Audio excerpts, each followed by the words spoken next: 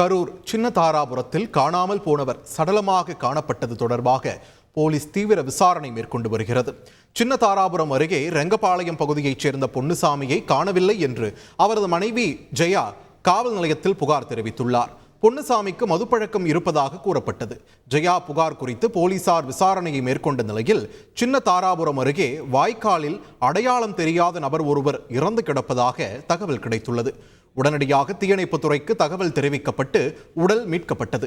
அது காணாமல் போன பொன்னுசாமி என்பதும் தெரிய வந்தது. அவரது சடலம் பிரேத பரிசோதனைக்காக கரூர் அரசு மருத்துவக் கல்லூரி மருத்துவமனைக்கு அனுப்பி வைக்கப்பட்டது. பொன்னுசாமி குடும்ப பிரச்சனை காரணமாக தற்கொலை செய்து கொண்டாரா அல்லது வேறு ஏதேனும் காரணம் உள்ளதா என்பது குறித்து சின்ன தாராபுரம் போலீசார் விசாரித்து வருகின்றனர்.